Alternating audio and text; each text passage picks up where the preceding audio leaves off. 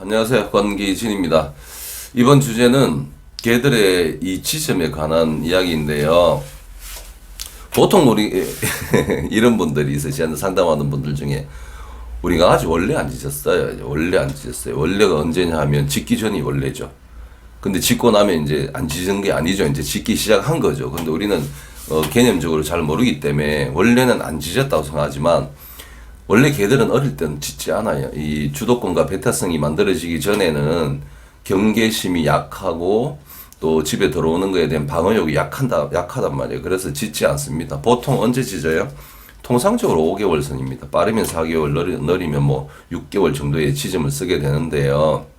근데 이 짖음 가만 보시면 강아지들이 자기들끼리 짖는다고 생각해요. 우리는 반려인들은. 그냥 우리는 짖으라고 가르친 적이 없는데 얘가 짖기 시작했다. 근데 점점 세진다. 1년 되니까 이거 손님이 못 온다.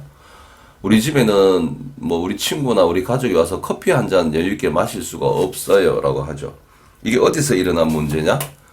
가족이 집을 지킬 수 있는 힘이 없다고 보여지는 데서 만들어지는 거예요. 이 말은 뭔가 하면 집을 지킬 수 있는 방어의 권한이 누구에게 있냐? 힘 있는 존재한테 있습니다. 힘 있는 존재. 개들 사이에 힘 있는 개한테 있단 말이에요. 불필요하게 짖음을 사춘기에 있거나 아직 안전하게 성숙하지 못한 개들이 힘 있는 개들에 앞서서 짖음을 쓰는 경우는 거의 없어요. 그렇기 때문에 우리가 뭐예요? 나는 너보다 힘이 없어 라고 계속 강조합니다. 계속 강조해요. 개와 개 사이에서는 누가 힘이 센지를 사소한 행동에서도 쉽게 우리가 알 수 있어요. 근데 가만히 생각해 보세요. 우리 집에 개가 나와 주고받는 어떤 소통 또는 접촉 이런 데서 힘이 약한 개가 하는 행동보다 힘이 센 개가 약한 개가 하는 행동들이 너무나 많다는 거죠. 이건 곧 뭐예요? 우리 집에서 집을 지킬 수 있는 힘은 나한테 있어 라고 가르치는 것과 똑같습니다. 그래서 주도권을 높이지 않는 여러 형태, 강아지가 마음대로 우리를 상대하고 있는 것들을 안 해야 된다고 가르쳐야 돼요. 안 해야 된다고. 접촉을 우리가 막 만지고 놀면서 그런 거 하지 말라고 어떻게 가르쳐요? 내가 나한테 붙어라 뭘 하자라고 가르치면서 나한테 그런 것 좀 하지 말라고 가르칠 수 없죠. 그래서 놀이 같은 거 강아지를 자꾸 집에서 빠르게 움직이거나 활발하게 우리는 기분 좋게 만드는 것들이죠. 하지만 너무 과하게 빠르게 움직이는 것들 조장하면 안 되고요. 두 번째, 우리가 집을 지킬 수 있는 힘이 있다는 걸 보여줘야 되는데 어떻게 보여줘요? 우리는 이래요.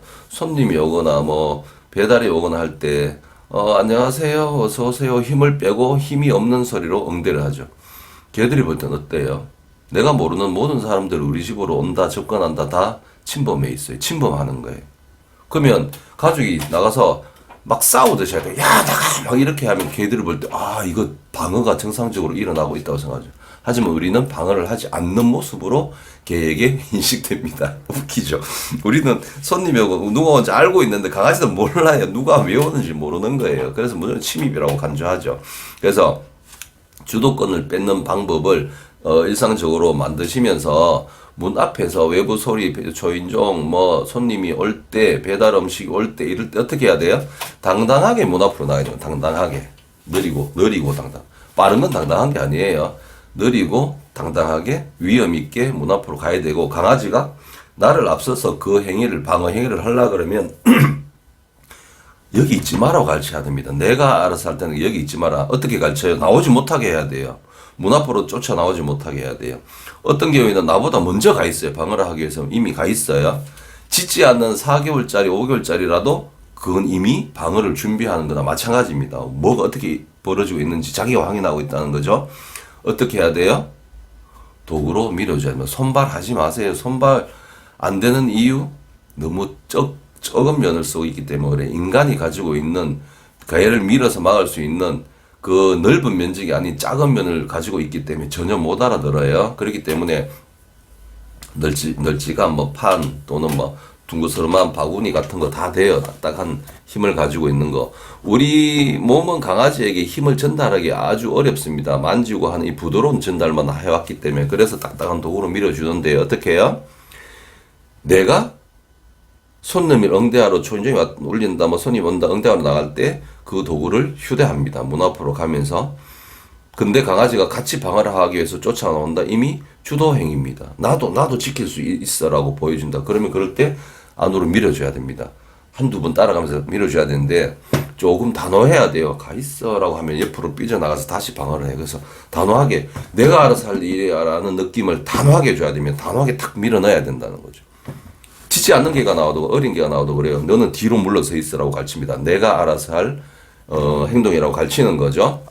근데 지금 많이 짖고 있는 개들 제가 영상에서 짖음을 어떻게 해야 짖음이 완화되는지에 관한 영상들이 많은데 그런 걸 참조하시면 되고 가장 우선적으로 해야 되는 것들 우리가 집을 지키겠다. 그 집을 지키는 책임, 권한이 나한테 있다는 걸 가르치기 위해서는 강아지가 문 앞으로 접근하지 않도록 막아줘야 된다는 거죠. 그래서 개들의 짖음은 개 스스로 만들어내는 게 절대 아니에요. 우리가 집을 지킬 수 없는 존재라고 힘이 없게 응대를 하는 이런 행동 또는 집 안에서 강아지가 우리를 상대로 뭐 막무가내로 하는 행동, 음식 달라고 조르고 매달리고 막 앵기고 막 올라타고 하는 이런 행동 또는 침대에서 같이 재웠는데 어느 순간 나한테 침대에서 예민하게 군다 그러면 침대를 못 쓰게 하는 이런 주도 행위들을 막으면서 짖음을 쓰지 않도록 가르쳐야 된다는 것. 우리는 반대로 봤죠. 그래서 개들의 짖음이 멈춰지지 않는다는 겁니다. 이해되시죠?